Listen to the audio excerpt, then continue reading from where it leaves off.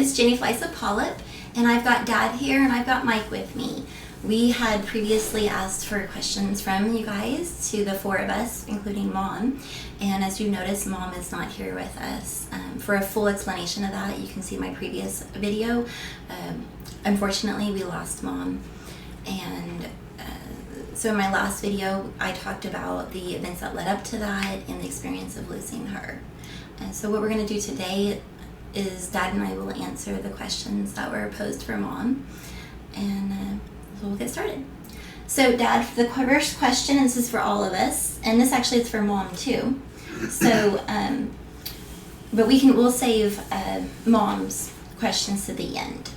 So the first question is, from your experiences being in this family, how do you think you can help others with their health conditions? Well, I guess the answer to that is to use the role that I played in my relationship with your mom and with you, and assuming that that was a healthy and a positive role, then just share that role with others, and hopefully that would help them. Yeah, I think it was a healthy and helpful role, and still is for me. Well, I hope so. Yeah. So, did you have any more, Dad? Not, that was it. Not Okay. for that question. Okay. So, for my answer, one of the things for helping other people is that I have learned through my own experiences as a patient, and also as a rare disease advocate. I have had quite a bit of education on medical things, either personally or through some different trainings, through work, different type things like that. So I have a pretty good understanding of medical things now, and I also do things for fun, like read medical journals, and I'm always looking to further expand my understanding of medical. So that helps me to know the right questions to ask and help look for resources. So one of the things that I can do to help with others is not only can I empathize with their experiences, but I also can help. My goal is to help with empowerment, patient empowerment, and also connecting to resources. And ultimately, right, my goal has been that other people don't go through the same experiences that I've gone through. So that's how I have learned and live to try to help others with their conditions. Your turn, Mike. Well, I'm not in the medical field by any means, so I don't know that much about the different health conditions of people. So the best thing I've learned is just to be there for them and help out the best I can. You did a very good job at it.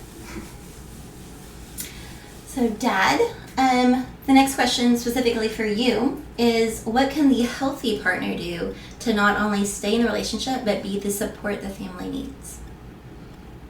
I think to answer that, I'd have to go back to 1985 when I found out that she was going to require surgery, and what a drastic surgery and solution that was proposed for her. She at least had known, through early childhood that she had a possibility of inheriting this genetic FAP condition, and she had been going for yearly checkups, rectal exams for polyps. But she expected, and therefore I expected, that if they found something that needed surgery, she would have a surgery similar to what her dad had, which was basically a resection, where he didn't, have something real radical. I mean, it was a major surgery for him, but he did not end up with an ileostomy, and he lived for years that way and healthy and held a full-time job. So when she was diagnosed as having polyps that were precancerous or cancerous, and that she was recommended that they remove her large intestine and her rectum, and all associated with that, it was pretty much a shock for us, and we didn't really have any understanding of what was involved or what to do. Internet was not something that was available for research, so we really approached it from a pretty high level of ignorance. But one thing that there was never any question about is that we were in the relationship together, and that we would stay together, and we would assume our roles as we could figure out what they were as we went through the process. And of course, as I was the healthy individual and she was the one with surgery, my role was to keep everything else moving while she was recovering and trying to figure out what was going to happen to her. Mm-hmm. Jennifer was 3 months old, and I tried to maintain as much of a home life for Jennifer as I could. I tried to work a few hours every day. I took Jennifer in the morning to her aunt's, and then I went to work. I picked up Jennifer in the afternoon from her granddad and took her to the hospital to visit her mom. And then we went home, and I'd feed her and bathe her and put her to bed, and repeat the next day. Mm-hmm. I didn't view that as being horribly stressful. It was just a matter of doing what you needed to do on a day-to-day basis. And I have to admit that it got kind of old before I got out of the hospital, about 27, 28 days later. But we managed, and everything worked out. Did not have a clue how to deal with the ileostomy. We didn't know anything about them. We didn't know how to deal with it, and it was a learning experience in the hospital, and even more so at home. Mm-hmm. And from my standpoint, I was just there as a support. But there was very few times in the following 39 years changed her appliance without me being present. She did on occasion, but it was an emergency situation. If it wasn't an emergency, then she was always done when I was there to assist her. And that worked out a lot better than we had assumed when we were being trained by the nurse in the hospital. Well, and a lot of times too, like if you, there were times that I would help too, that particularly in an emergency situation. I'm thinking of when we were in the airport and it started leaking, and so I didn't really do a whole lot for Mom though, but I stayed in there in case she needed something. And it wasn't that Mom couldn't do it by herself. It's just it was always easier for her, the way her stoma was and everything, for someone else to put the wafer on, because her stoma was pretty concave. Yeah, concave is the word. Yeah. And so my role really was just being a support. If she had an emergency that I needed to be there for, I tried to be there. If she needed assistance, then she told me what she needed, and I tried to do it. It was really that simple. And you and Mom both have always approached life as you do what you gotta do. So it's things never. I didn't grow up with the mindset that I don't get to not have to do things or not deal with something just because I don't want to. Yeah, well, it's a heck of a role model with you do what you got to do. I mean, I could never come up to the standard that she showed us. And that's why I say I never have either, because Mom dealt with all her medical things with such grace and copes so much better than I ever have. And she always kind of had the attitude, I guess, of back up and get it done. And I always like, well, how long can I procrastinate on this, or can I just avoid this and not do this at all? Yeah, and she was not that way. If it's got to be done, the sooner is better was kind of her motto. And she did things differently than the medical profession might have recommended. She typically used 2 clamps on the bag. Mm-hmm. And, you know, I don't know how many times that she had been in the hospital with a blockage, but she had quite a few. And they said, well, you only need 1. And they say, why do you have all this tape on here? Well, because she lived with it. Yeah. She had the tape on because it fell off somewhere in the elevator or whatever. Yeah. And so she knew from experience that she needed an extra level of protection. She had 2 clamps on because 1 came off, and it might have been the only one she had at that time, and you know, so she needed 2. And she, fortunately, other than, you know, in 30 some odd years, these disasters that happen in public or semi-public, you could probably count on 2 hands and maybe have a finger or 2 left over. Yeah. So it wasn't real often, but they made a big impression, and she did a countermeasure. Yeah. She was always trying to be better safe than sorry. Mm-hmm. In the recent years, in the pretty much recent past, she started using Bravo strips, which is an adhesive strip, to like an extra layer of tape to hold the appliance to her stomach. But she still put tape on. I don't think that she really needed the tape, but that's okay. It made her feel better and she was more comfortable with it. Go for it, gal. That's right. That's right. So, next question, Dad, and this may be kind of a already answered in some ways, but in what ways did you provide comfort, nurturing, and understanding to both me and Mom? Well, my life has always been a balance of priorities. My job was a matter of priorities. My marriage was a matter of priorities.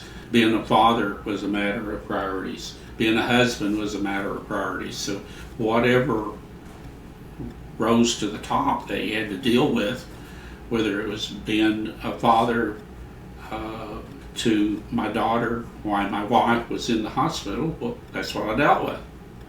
And if that was the priority, that's what I focused on, and everything else had to take a second place till I dealt with it. If when you were a baby, if you needed a bath and a diaper change, that's what I did. Mm-hmm. If I needed to dress you up and take you to the ICU to visit your mom, that's what I did. Yeah. If I needed to drop you off because I had to go to work for a few hours that day, that's what I did.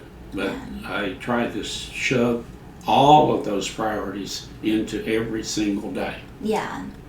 Well, and I think that having that single-pointed focus really makes a difference too. I know Mike is very single-pointed focus. I am very multitasking, so I think probably I get more overwhelmed, and it's can be a detriment to myself. But both of you being able to do that I can definitely see how that would be a way to provide that nurturing and that understanding to someone, because that's what your attention is on. I think sometimes if you have all this complex situation that you're having to deal with, and it's overwhelming. Mm-hmm. Well, you can't deal with all of it. So what do? Take the part you can deal with and deal with it. Yeah. And then by the time you get that handled, you probably got another part that's kind of fell out that you can grab a hold and do something with. And pretty soon you've got most of that crisis resolved. Yeah. And if you have to get outside help, whether it be medical or family, then you do that. I was very fortunate when I was first recovering for her surgery in '85 that I had family members that were my blood relatives and her blood, my wife's blood relatives, that were willing to step up and help and provide support. Most of the stuff fell within inside our little family, the three of us, but the outside support was very critical also. I don't know what I would have done if I'd had no babysitters for Jennifer. Yeah. That would have been, I would have not been able to work. And I really needed to work because I still to this day have no clue how many days of leave or that I had coming.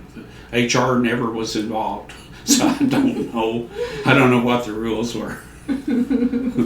They never talked to me about how many hours I worked or didn't work, or how many hours I didn't show up or anything. It just kind of was all washed. I guess the upper management dealt with it for me. Yeah. They never told me, but it worked. Well, Nadia, how did you take care of yourself to enable you to be present for both me and Mom? I think knowing that I was doing what I perceived to be the priority was good enough for me. I do not recall having problems sleeping.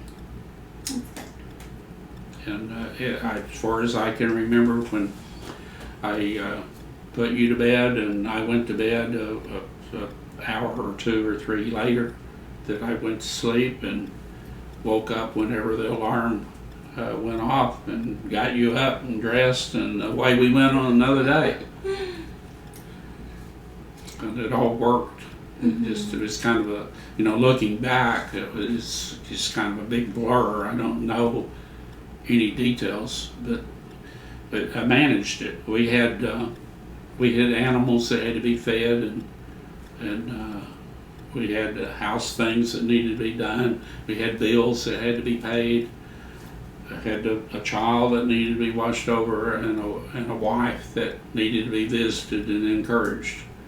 And it just one step at a time each day. Yeah. Okay, and so when things got tough and we were simultaneously in the hospital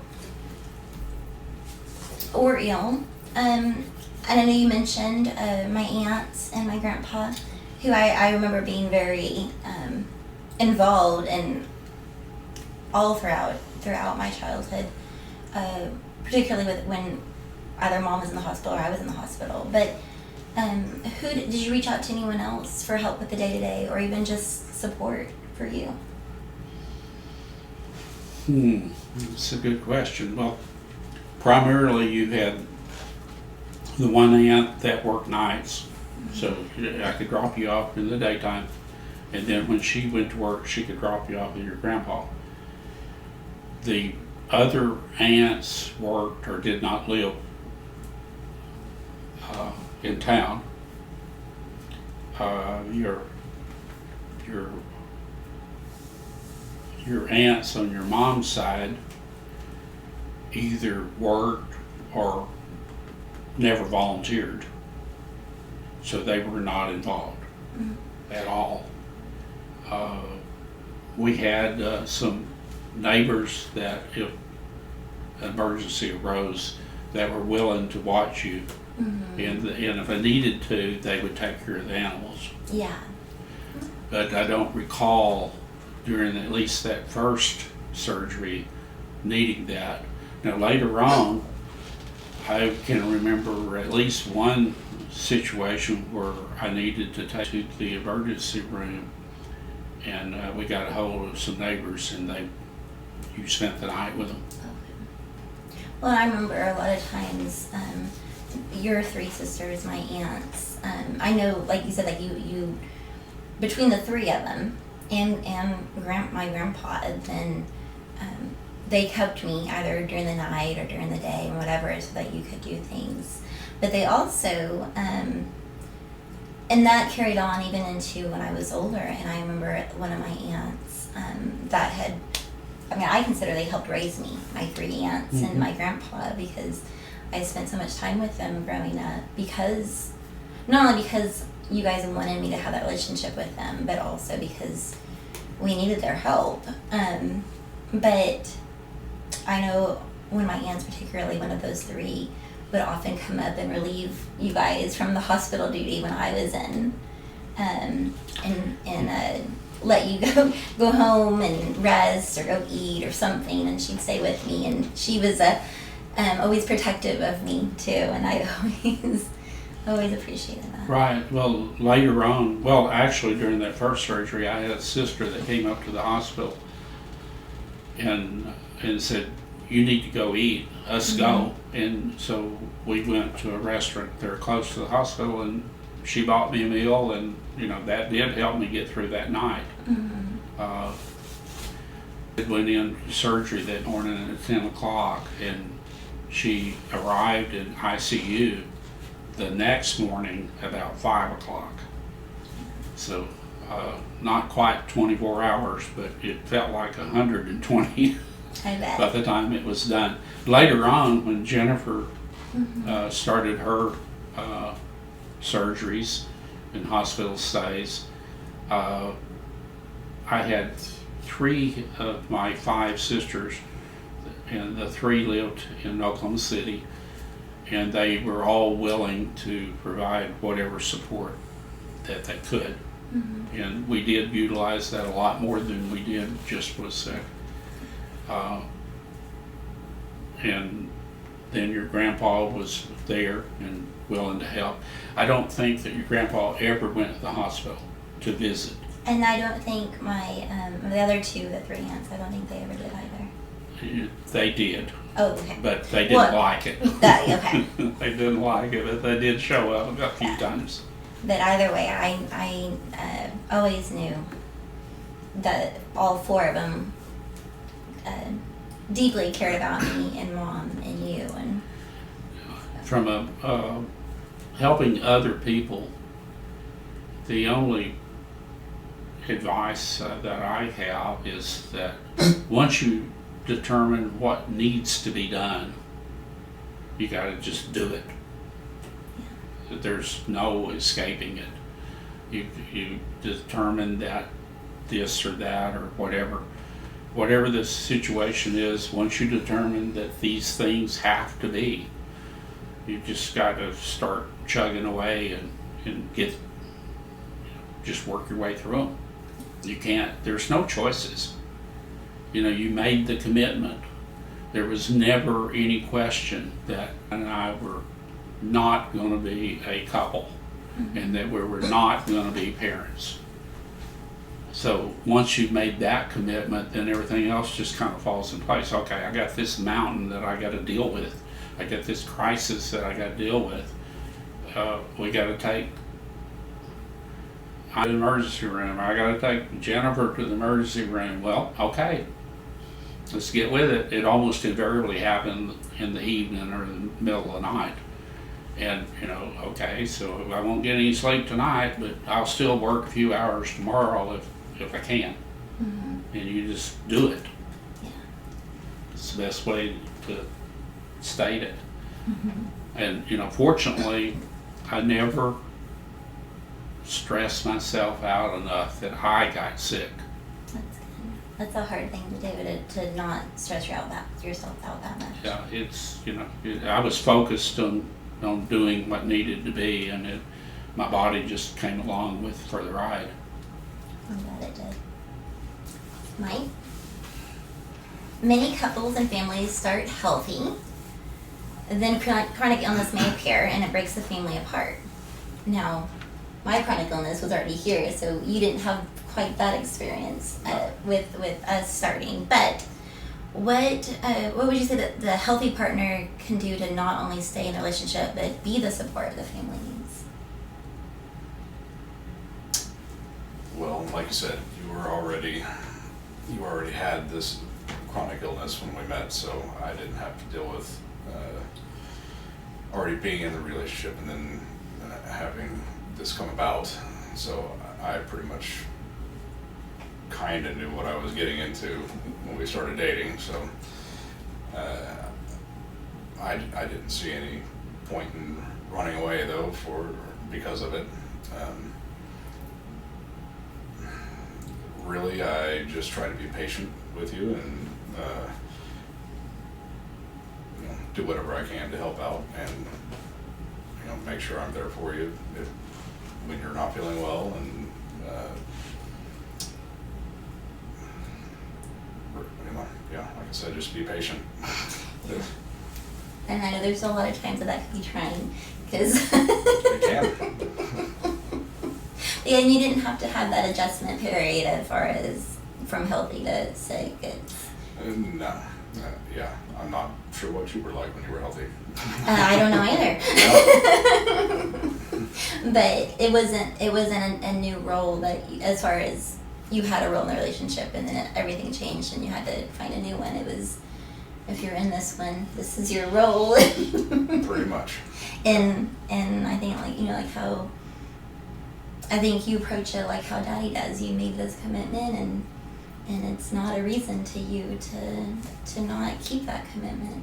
Nope. And I have learned also to be much better about asking for what I'm needing or wanting, and I think that helps too in the relationship, because and I think that helps for you to be more patient with me also. Yes.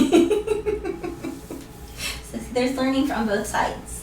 Well, I'd have to say that I don't recall any instance where I had to come to an emergency room. Mm-hmm. And goodness knows there was a fair number of trips that she didn't wait till it was pretty close to the time I normally went to bed. See, and that's the thing that I inherited from Mom too, is that Mom would eventually deal with it. She was trying to see if, like, for a case of a blockage or something, corrected itself and she wouldn't have to. Whereas I weigh the consequences, and I'm like, I think I'd rather deal with this consequence. And Mom would, like, okay, I've given it the amount of time, I'm gonna back up and let's go do this, and you come along for the ride. Yeah, I just kept my mouth shut, because I really would have preferred, in most cases, that she'd went into the ER at 7 in the evening as versus 10:30 at night. Yeah. And I think that too, that's something that you and Mike also have in common, is you both defer to me and Mom about our own stuff. It's impossible for me to tell you how much pain you have. Right. I just don't, I can't quantify that. I don't know. Right. I'm not feeling anything. So I have to defer to the Well, person that has the pain. Well, yeah, and I think, you know, you both do very well in that. Like, you may not always agree with her decisions. I know there's a lot of times that I'll meet on pain and Mike will suggest something, and I don't always do it, and he's probably thinking, well, that probably would help, but okay, that's your decision. Let me know when you want to try it. And that's where some of the patience comes in too. It does. All right, Dad, you're going to read my questions? Yes, Jenny, this is your first question. Through your very difficult and frightening early days with learning of your FAP diagnosis, who was truly loving and supportive and advocating for you, your vital, emotional, and biological challenges? And an addendum to that, you have to take into account that Jennifer was 9 years old at this time. So, I mean, I definitely would say both you and Mom, absolutely. And I made it very hard on both of you to do that, but I know you guys always showed me love and support, and you guys were very patient with me. From my medical trauma at 9, I developed PTSD, and I did not cope well with anything, and I became very angry, and I took that out mainly on you and Mom. And I did that until I went to counseling at age 14. And so I know it was a very, very difficult time those years for all three of us. But through my experiences, Mama especially really learned about how to advocate for me medically. Again, it was, you guys kind of expected, I think, for me to have the same experiences that Grandpa did. And Mom and I both proved very wrong about that. But Mom learned how to really medically advocate for me, even when I was an adult, at 30. I remember her doing that, even when I told her not to call my doctor's office. And I remember that you guys did suggest for me to go to counseling, and I wouldn't do it. And it wasn't until I said I want to go that you guys didn't force me, but you guys tried to support me the best that you could. I remember that I got a phone call from one of the school offices in high school that asked me to come by and talk to them. And so when I got there, they said, Jennifer has requested that she be put into counseling, and said that she felt more comfortable talking to us about it and letting us as school officials talk to the parents than she did in talking with you directly.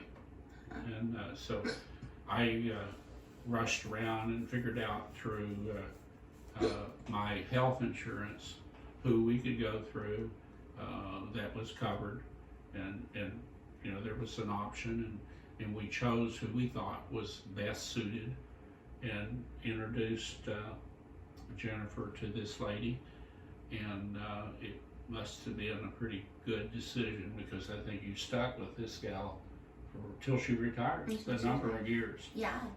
And I did not remember that I had asked. You did not talk to us. I did not Which remember. was typical at that age. But it was for you. typical, so I'm not necessarily surprised by that, because I really didn't. The only support I really had was you and Mom, because I didn't talk about things to anybody. You know, I was mad at you guys because I blamed you wrongly. So I wasn't going to talk to you guys, and I was too embarrassed and ashamed of the things that I had gone through that I wasn't going to talk to anybody else. So I was very lonely, even when I had a lot of friends,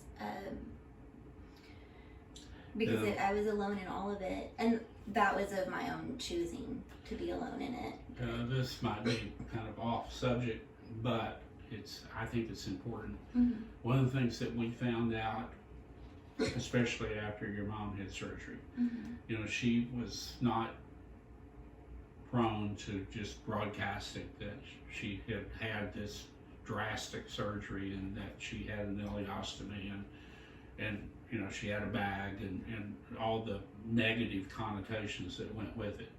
Well, obviously within the immediate family members, they knew, and it was kind of astounding surprise for us that, not as far as I'm aware, none of the family members that was aware of the situation had the least bit of hesitation of telling people they knew all about it.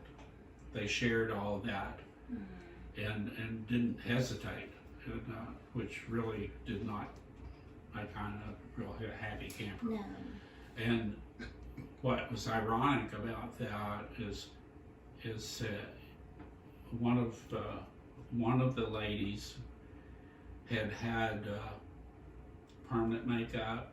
She had had a breast reduction. She had had a bladder suspension that she had kept secret. She did not tell people. Yet she would broadcast to her co-workers the situation in as much detail as she was aware of. It was really kind of...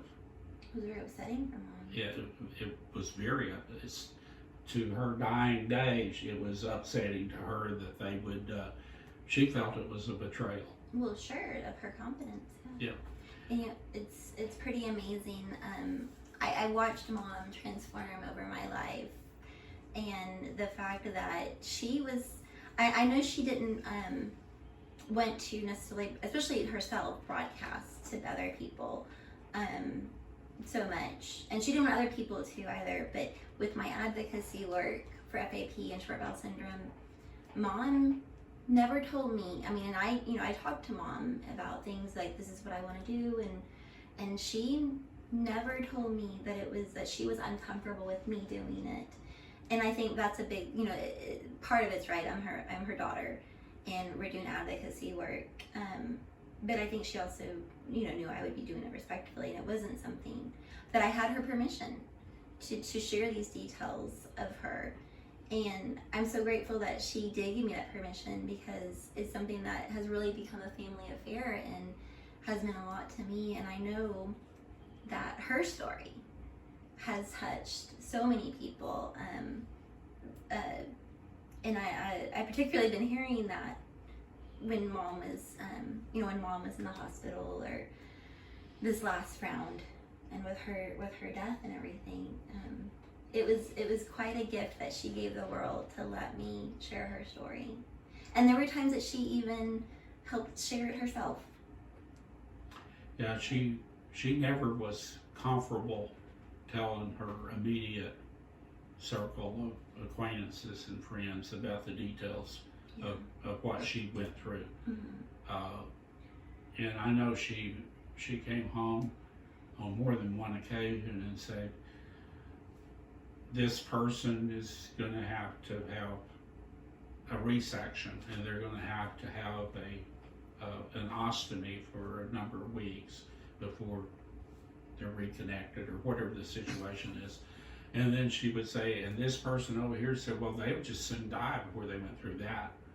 And in making these statements in total ignorance, that here is a lady that has lived with an ileostomy with no hope of any kind of change or reversal for over 30 years, and you're making some ignorant, stupid statement like that you would not do that. Yeah. That's just the amount of ignorance that's in the lay community about medical things is just astounding. Yeah. And it makes it hard to share your own story with others when there's so much stigma, unfortunately, attached to ostomies and even bowel things. It's not just an ostomy itself, but it's hard to take that step out and disclose about your things, especially when it's people that you have a regular dealing with. It's just like people that are racist or prejudiced or whatever. They're prejudiced about this thing that they really don't know, that they don't have any understanding about, and they are not particularly willing to be educated. In my cases, just something we had to deal with. Mm-hmm. So it just got to be, part of every week. We changed her appliance. Yeah. Sometimes 2 or 3 times a week. Sometimes every day. Whatever the circumstances was, we just dealt with it and went on. So the next question here is, tell us about the loving and clearly supportive ways that Mike has truly been in your corner with and for you during your relationship. Oh my gosh, Mike is so good to me. So good to me. He always has been. I remember early times in our relationship, I tried to run him off and he wouldn't. But whether it's cooking something for me, picking something up, he does all the grocery shopping and the cooking for the most part. I do very little of it. It's a trade-off. I do the cleaning, but the fact that you're willing to do that, and that alone helps so much. And I need to lay down, or I remember, like, even not FAP related, but with my post-concussion, there'd be times that I would come home and my head's hurting and I'm overstimulated and just everything, and I would text you and say, I'm home, I hurt, I'm gonna be in bed, don't talk to me. And then I would say, but come give me a kiss. And just that understanding, like, you always give me room when I need room. You always do anything to try to help me when I'm needing help with something, particularly if I voice it. And that's the thing. And I think that's the thing I've had to learn, because you're not a mind reader, I'm not a mind reader. So if I don't tell you what I'm needing in that moment or what I want, then it's nobody's fault but my own. Yeah. if you're not meeting that need. So I've learned that, and whenever I voice that, you do everything you can to do that. Even just in like the littlest ways that mean the world to me. Like I want you to sit with me on the couch, but the couch is uncomfortable to you where I want you to sit, and where I'm wanting to sit, and you do it anyways to give me that emotional support. There's so many different ways, but those are some, and I really appreciate it all. You're welcome, Dad. So we have 2 questions, or 1 question. 2 questions for your Mama? mom. Okay, so the questions are: describe 2 to 3 vital ways in which you received the needed supportive emotional and biological nurturing to sustain you throughout your FAP journey. So Dad, what would you think she would say to that? Well, I think that her situation was, at least within our family, was just accepted. It's, it was what it was. It wasn't questioned. It wasn't discussed as like she had any control over it. It was just a situation that it was. You had to live with it because there was no other choices. There wasn't anything you could do other than figure out how to get by on a day-to-day basis with the situation as it was. And from an emotional standpoint, I probably wasn't the most emotional support, but it's been real good about developing friendships with people outside of the immediate family, and where they might have not been intimate with all her health issues, but they were supportive and they gave her another emotional support area beyond just the immediate family. Yes, absolutely. And Mom, especially in her, and I don't even know over 10 years. Over the last 10 years, she's developed such great friendships with a wonderful group of people, and they're like family. And I know that sustained Mom, absolutely. And the fact is too that I know they love you and me, and they're still here for us. And I think they always will be. And I think it's not something that I expected at all, but I'm sure Mom knew, and I think that probably helped her too. She knew that they'd be there for us. And she had friends that were always offering to help her in different things.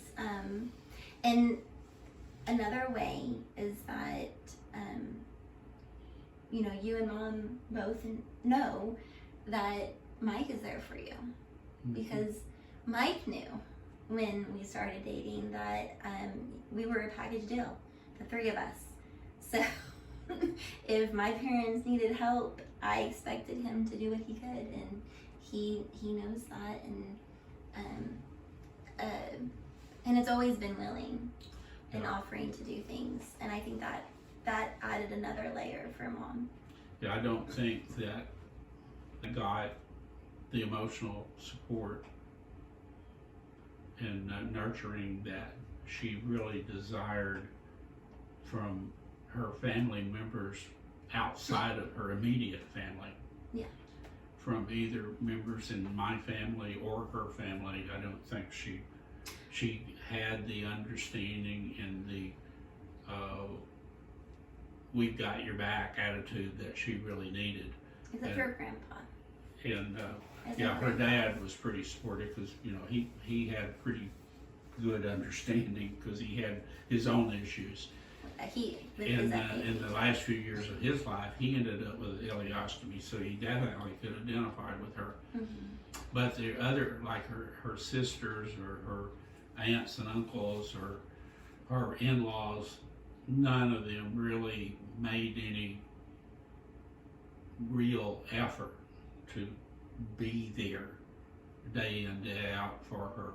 and she was kind of forced to go outside of immediate family for emotional support that she needed on a day-to-day basis, in addition to her immediate family support. And it just goes to show that if you want that level of support, you may have to go out and hunt it. It may not be offered to you from the person that you think might just automatically do that. They may not do that. They may not feel like it impacts them directly, even though they're blood relatives. Well, and I think it was really amazing to watch Mom grow from what I considered a much more introverted self to the social butterfly that she became. And so while I hate that she didn't get the support that she needed from all the people that she necessarily had wanted or hoped for, but I think her going outside to find support was so good for her, because she just blossomed. She did, and it gave her such a new richness for enjoyment in life, and that's a beautiful gift that her friends have given her, and great memories that they're left with. A zest for life that no amount of health issues was going to totally kill. No. Wasn't too long ago that we found out that there was a zip line down at one of the state parks out where they have waterfalls and running spring-fed creek, and I went with her. But I do not have a head price, and I did not really enjoy it. I didn't freak out, but I did not voluntarily go again. So, but she liked it, and so she went a number of times. She took that ride herself, and she would have been more than happy to. If we'd have been in a situation where we could have, she would have went up on a longer one. So she was very adventurous within the limits of her physical ability to have new challenges and new opportunities that she didn't let her health issues hinder her. And that's something too that it was kind of, and I think that's a great example of something, because you always will, and you do this with me too, and Mike does it with me too. There may be things that you guys aren't interested in yourselves, but you do it for us. And that was one thing I did with Mom too. I may not necessarily care to take her to this or go to this, but Mom wanted to go, so I will. It's not something I'm interested in, and I think that was something that was very, very good for Mom. It's good for us, and it was just another way that we helped support her and give her those experiences so that she was sustained. We also have, I forgot this one question that also included Mom, was from your experience being in this family, how do you think you can help others with their health conditions? For Mom.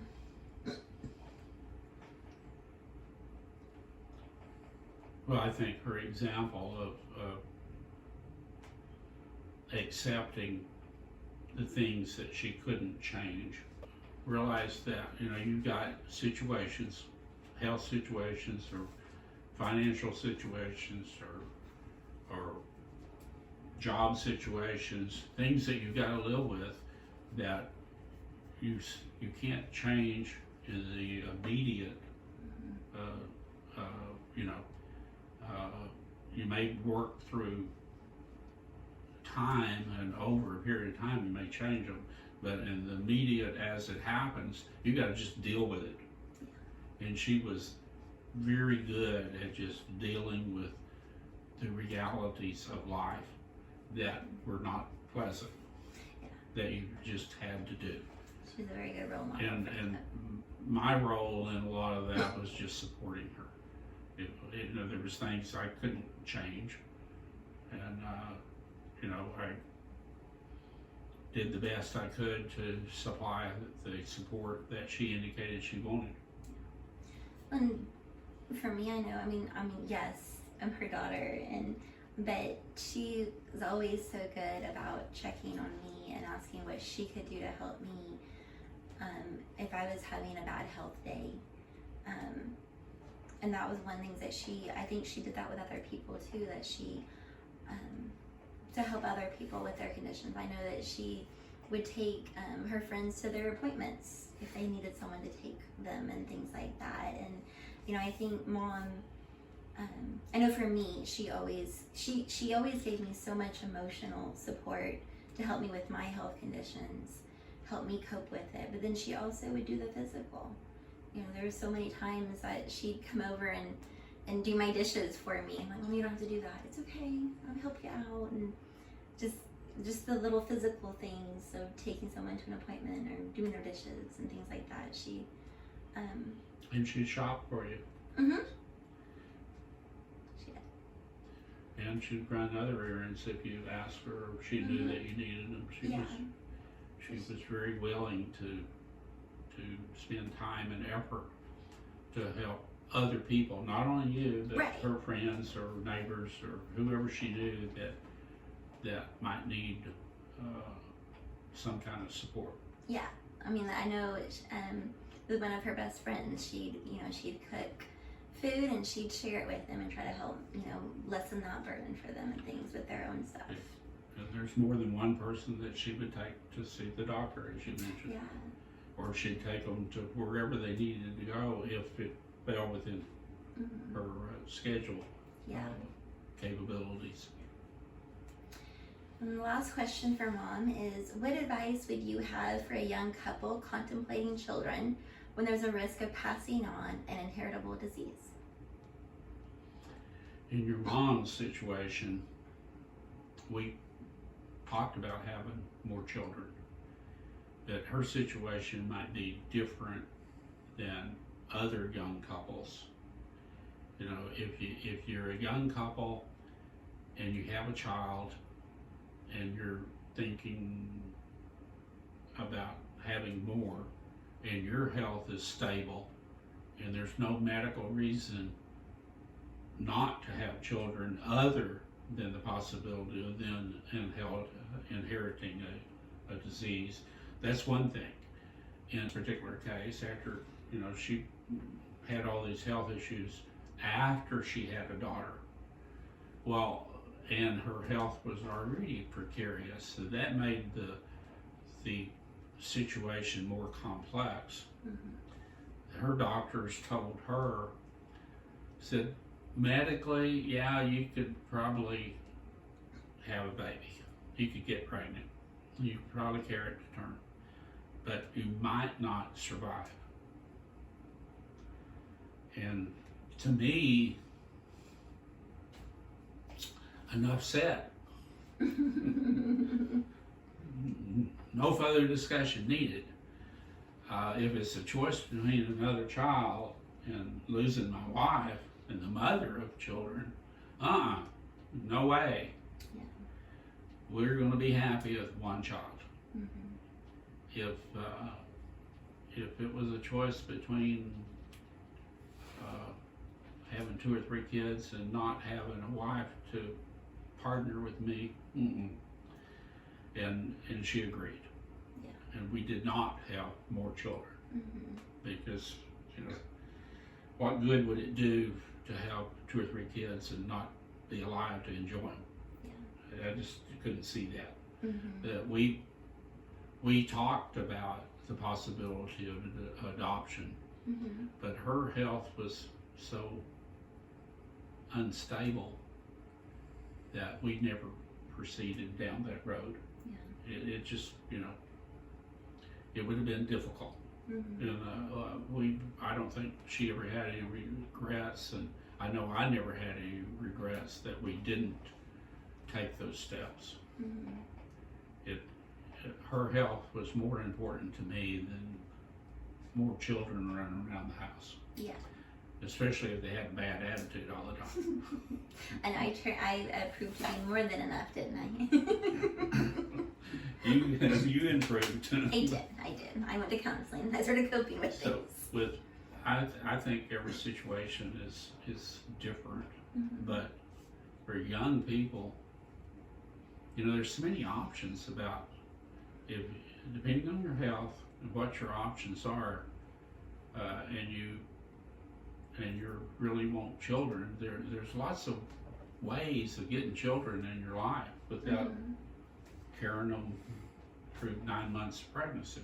Yeah. And that you need to seriously consider all of those before you make a final decision. I agree, and I think that's great advice. I know I had gone through, you know, you and Mom both supported me no matter what my decision was about children for me. And I knew from a very young age that once I knew what a menstrual cycle was and how you get pregnant, I knew I didn't want to ever do that. I wanted children, but I did not want to be pregnant and carry them myself. And as it turned out, it probably would have been a very bad idea for me to do that anyways, with my own health. But you guys never pressured me. You never, I don't remember you ever saying, oh, I want grandchildren and things like that. I think Mom's advice to me was to think about what I want to do, and, you know, she'll support me. And, because ultimately it was my decision. It's no one else's decision but that person and their partner, and if they have one, and you know, there shouldn't be pressure added to someone about that. There's already too much pressure when you're trying to decide if you want to have a child and how. And that was one of the things that you guys all accepted with me too, is because originally I was going to have a surrogate and do the IVF with the PGD to only use eggs that didn't have the FAP mutation. And then I decided to not even do that and not to adopt either, because my health, I didn't feel was stable enough to provide the care that I really wanted to full-time to a child, especially by myself. And so I decided to not pursue having any children, and instead I was going to just enjoy the children in my life. And I was going to do what I've always done. I was going to treat the children in my life as if they were mine and love them the same and give them the experiences that I could. And so that's what I've done with my nieces and my nephew. And you guys accepted that if you guys were going to have a grandchild, it was going to be because I found a partner who had a kid, which I did. And Mom, that was a great surprise for all of us, really. That even though you guys had accepted my decision, that we all got to enjoy. Well, in the last 15 years or so, there's been many times when I said, we are so glad that we did not have to raise grandchildren like a lot of people that we knew, that, you know, that through circumstances and, you know, where the grandparents are raising their grandchildren. We did not face that. It's not that we wouldn't have done it had situations demanded it, but we wouldn't have wanted to. And for one thing, our energy level, and in particular Ina's health, it just didn't support that style of life. And that was something I always kept in mind, because I remember when I was a teenager, and I remember Mom told me, if at any point in your life that you have a child, we are not going to be your full-time babysitters. We are not your daycare. We are not raising them. Obviously, if something happened to me, like, you know, detrimental there, then that would have changed the circumstances. But as long as I was capable of doing it, I knew that that was not an option. That was if I had a child, it was, you got to enjoy time with them. It was not, you were not raising them. Right. The view that we had, if we were going to be grandparents, we would be grandparents in the sense that they'd visit, or you would visit, and then once the visit is over, we're back to our regular life, and they're back to wherever they're being raised. And that episode of grandparenting is over with for that day. And I have to say, and that's kind of how I found one of the great things about it, is that when you don't have your own child, whether because you're not able to or whatever the circumstances are, is that you can still find such enjoyment getting to enjoy your relationship that you have with the other children in your life. Because that's how I get to do with my nieces and I plan with my nephew. Is that I spend the time with them, and when the time goes, I still talk to them outside of that time. But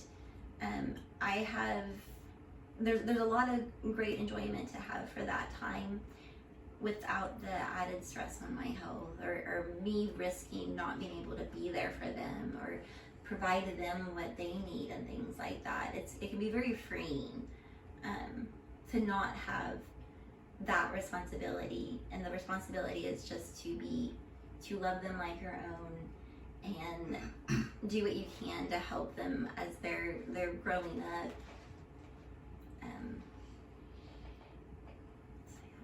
Yeah, and Ina made a real effort to be involved and to get to know her great nieces and nephews as much as their parents would allow her.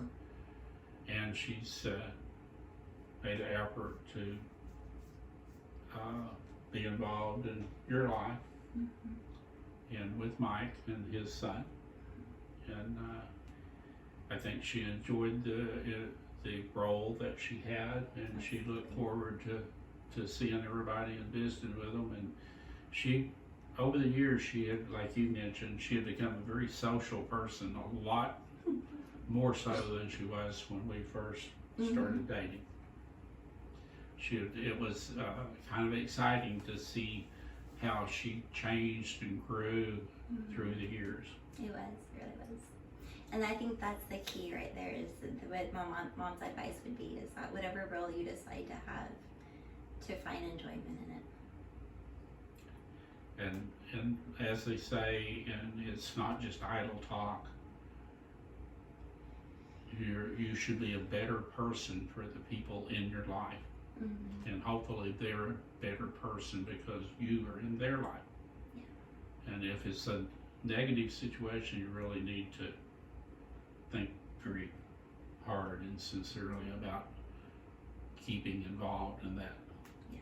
If it's not positive, then at least let it be neutral and not negative. Well,